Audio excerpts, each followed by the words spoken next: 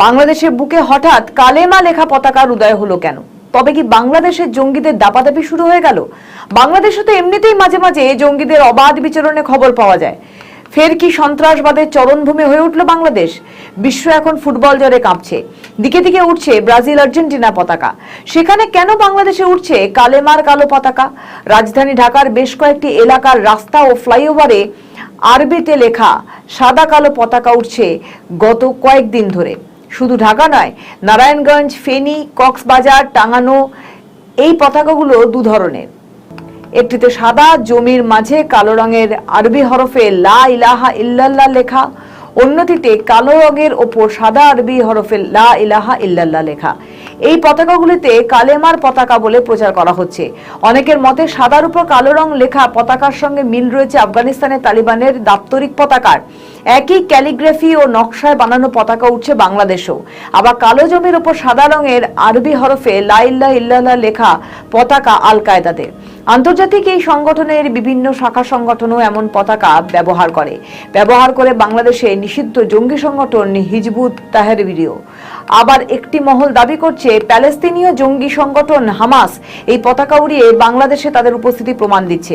রাজশাহী, চট্টগ্রাম সহ বিভিন্ন শহরের রাস্তা, ফ্লাইওভার এবং জনবহুল এলাকায় সাদা কালো পতাকা উঠছে।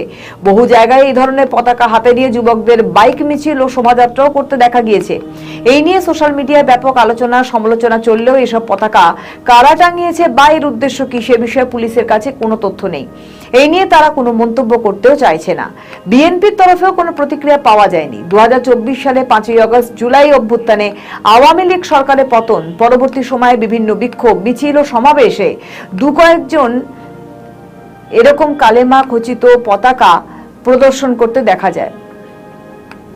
আইন শৃঙ্খলা বাহিনী ও স্থানীয় সূত্র বলছে, রাজধানী ঢাকা, কক্সবাজার, নরসিংদী, মাগুরা, জামালপুর, গোপালগঞ্জ, ভোলা সহ অন্তত 15টি জেলায় গত দুদিনে কালেমা লেখা সাদা বা কালো পতাকা প্রদর্শনের ঘটনা ঘটে।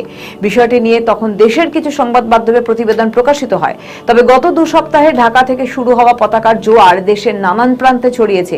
বিভিন্ন সেতু ও ফ্লাইওভার এই পতাকা দিয়ে সাজানো হয়েছে। দেশের বিভিন্ন জায়গায় পতাকা হাতে মিছিল ও মোটর বাইক মিছিল করা হয়। এই নিয়ে আলোচনা বা বাদানুবাদ চললেও বিষয়টি নিয়ে নীরব দেশের আইন শৃঙ্খলা রক্ষাকারী বাহিনী। এমনকি কর্মকর্তারা বিষয়টি নিয়ে আনুষ্ঠানিক মন্তব্য করতেও রাজি হয়নি।